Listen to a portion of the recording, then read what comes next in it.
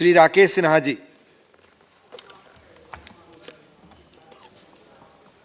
उपसभापति महोदय, सबसे पहले मैं सरकार को, नरेंद्र मोदी जी की सरकार को इस बात के लिए बधाई देना चाहता हूं। एक अत्यंत ही प्रोग्रेसिव इंटरवेंशन समाज सुधार के लिए किया है और मैं इस बिल को well drafted most inclusive bill मानता हूं। उपसभापति महोदय, इस विषय का महत्व सिर्फ इसलिए नहीं है कि भारत में समाज सुधार हो रहा है, यह एक ऐसा विषय है जिसका संबंध सिर्फ दुनिया से नहीं है बल्कि सभ्यताई यात्रा से है। यह जो जेंडर डिवीजन है मेल एंड फीमेल का, यह बायोलॉजिकल सिर्फ नहीं है, यह सोशल एंड कल्चरल कंस्ट्रक्ट है। जब कोई चीज सोशल एंड कल्चरल कंस्ट्रक्ट होता है तो हमारे सोशल इमेजिनेशन बनती है, हमारी एक सामाजिक कल्पना बनती है। उस सामाजिक कल्पना के अंतर्गत जो आता है उसे हम मुख्य धारा कहते हैं। उस सामाजिक कल्पना से जो बाहर आता है वो हमारे लिए स्वीकृत नहीं होता है।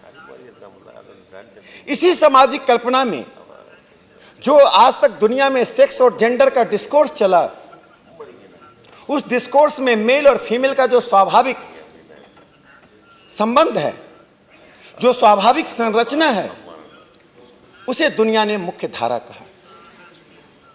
आज से नहीं, हजारों सालों से पूरी दुनिया में आज ग्लोबल पॉपुलेशन ट्रांसजेंडर का 1.2% है। भारत में तो 4,88,000 हैं। 2011 की जनगणना के अनुसार अमेरिका में प्रत्येक 1 लाख पर 250 ट्रांसजेंडर है, उनकी संख्या 1 मिलियन है। ब्रिटेन में उनकी जनसंख्या का 1% है, 6.5 लाख ट्रांसजेंडर है। ऑस्ट्रेलिया में उनकी संख्या बहुत ही कम है, 1200 के आसपास है। इसलिए मैं कह रहा हूं कि जो आज हम डिबेट कर रहे हैं जिस मुद्दे पर, सिर्फ इसलिए याद नहीं किया जाएगा कि भारत में किसी एक खास समुदाय को, खास कम्युनिटी के लिए कोई रिफॉर्म या उनकी सुरक्षा की व्यवस्था की गई। इस डिबेट का impact Denmark, Canada, America, Britain, दुनिया के सभी मुल्कों के संसद पर और समाज पर होने वाला है। इसलिए इस डिबेट को हम एक विस्तृत रूप में देखें, समाज कल्याण के तरीके से ना देखें। चूंकि इस डिबेट को डेनमार्क की संसद भी देखेगी, ब्रिटेन की संसद भी देखेगी, तो मैं एक बात स्पष्ट करना चाहता हूं। भारत के संसद के एक खास वैशिष्ट्य है, एक वैशिष्ट्य है। उसकी मैं तुलना करते हुए उपसभापति महोदय मैं बताना चाहता हूं। 2019 में ऑस्ट्रेलिया में कानून बना, लेकिन मत विभाजन हुआ। जहां 56 लोग इसके समर्थन में थे, 56 लोग समर्थन में थे, वहां 27 लोग जो फार राइट माने जाते हैं उसके विरोध में हैं। हमारी स्थिति दूसरी है। हम सब बढ़ चढ़कर इसका समर्थन करना चाहते हैं, एक से एक प्रावधान जोड़ना चाहते हैं, लेकिन एक बात हम जो भूल रहे हैं, वो मिसिंग पॉइंट क्या है, आज मैं उसी को उठाना चाहता हूं। क्योंकि सभी लोगों ने मूलतः एक ही बात को दोहराया है। कुछ लोगों ने कुछ प्रोविजन को आगे बढ़ाने की बात कही है, यह बहुत महत्वपूर्ण नहीं है। सबसे महत्वपूर्ण क्या है, मैं उस बात को उठाना चाहता हूं। उसके पहले मैं अपने मित्र त्रिची शिवाजी को बधाई देना चाहता हूं। उन्होंने प्राइवेट मेंबर बिल लाकर एक डिस्कशन किया था, राज्यसभा में कंप्रहेंसिव डिस्कशन हुआ। यह महत्वपूर्ण नहीं है कि उनमें क्या प्रावधान था, हम में क्या प्रावधान है, बेसिक पैराडाइम सेम है, कॉमन है। और वो पैराडाइम क्या है वो मैं बताना चाहता हूं। उपसभापति महोदय, पूरी दुनिया यह डिस्कोर्स देखेगी। भारत का यह डिस्कोर्स सभी देशों में ट्रांसजेंडर के ऊपर एक रेफरेंस पॉइंट बनेगा। इसलिए मैं दुनिया के लोगों को एक बात बताना चाहता हूं। यदि अमेरिका में पिछले साल 22 ट्रांसजेंडर की हत्या हुई और वहां 2007 के सर्वेक्षण के अनुसार 31% ट्रांसजेंडर का की पैसे के लिए ब्लैकमेलिंग होती है, 28% के साथ फिजिकल वायलेंस होता है, 33% लोगों के साथ सेक्सुअल वायलेंस होता है। भारत में स्थिति भिन्न है। एक बात जो हमें रेखांकित करना चाहिए आज, भारतीय सभ्यता में और पश्चिम की सभ्यता में ये ट्रांसजेंडर का क्या महत्व है, आज इस डिबेट में साफ तौर पर दुनिया को बता देना चाहिए। उपसभापति महोदय, हम एक ऐसी सभ्यता के हिस्से हैं जो कंटिन्यूटी के साथ चल रही है। वेद में तृतीया प्रकृति की बात की गई थी। तृतीया प्रकृति क्या है? मेल फीमेल के अलावा एक तीसरी स्पीसीज को स्वीकार किया गया, यानी ह्यूमन डाइवर्सिटीज, जेंडर डाइवर्सिटीज की कल्पना भारतीय सभ्यता में आज से नहीं है, वैदिक काल से।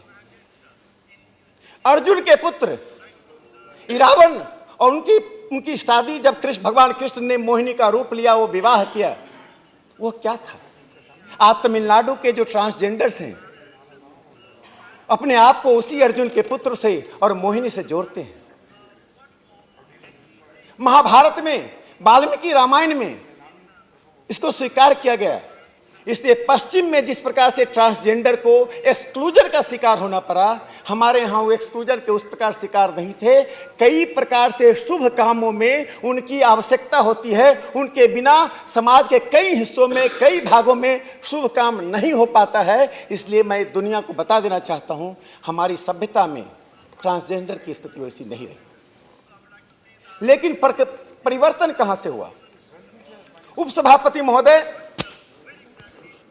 ब्रिटिश शासन के दौरान जो विक्टोरियन मॉरलिटी हम पे थोपा गया, उस विक्टोरियन मॉरलिटी का एक कानून बना। 1871 में क्रिमिनल ट्राइब्स एक्ट बनाया गया, जो दुनिया के इतिहास में ऐसा नहीं हुआ कि कुछ खास समुदाय को क्रिमिनल डिक्लेयर कर दिया गया। वो दोनों समुदाय क्या थे? एक ट्रांसजेंडर था, दूसरा घुमंतू जाति के लोग थे। मैं नरेंद्र मोदी जी की सरकार को बार बार बधाई देना चाहता हूं, पूरे सदन को बधाई देनी चाहिए कि दोनों के लिए सरकार ने पहल की। पहले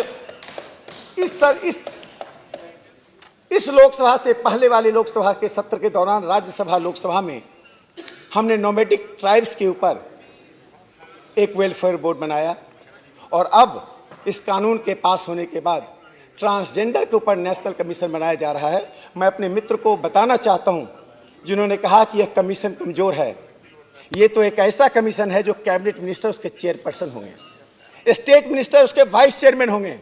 इतने मजबूत कमीशन के साथ एक छोटी सी कम्युनिटी को 4,88,000 लोगों को एड्रेस किया जा रहा है। यह सरकार की प्राथमिकता है कि हम उस कम्युनिटी के वेलफेयर को महत्व दे रहे हैं।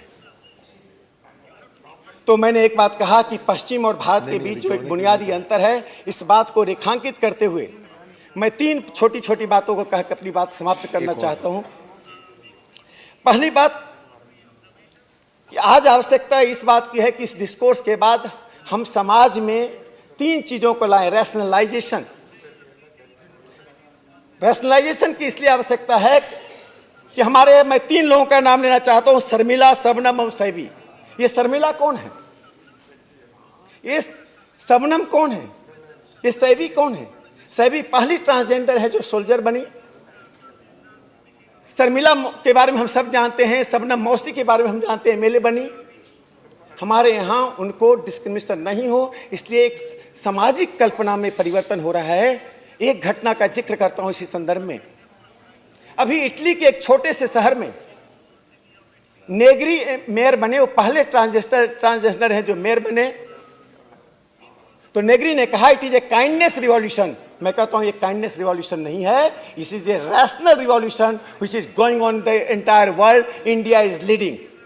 इसलिए मैं अंत में कहना चाहता हूं कि जिन बातों को आप जोड़ना चाहते हो वेलफेयर मेजर्स के लिए, उसके लिए अप्रोप्रिएट शब्द का प्रयोग किया गया है। आज मुख्य बात, अब चुनौती सदन से बाहर है कि हम सामाजिक कल्पना को बदलें, और बदलते हुए हम रैशनलाइजेशन के साथ रिकंसिलेशन के साथ इंटरमिक्सिंग। इसलिए नरेंद्र मोदी जी की सरकार समरसतावादी समाज के लिए जो कदम बढ़ा रही है, उसके लिए हमारा दायित्व सदन से बाहर की है, उस बाहर के दायित्व को निभाएं। धन्यवाद।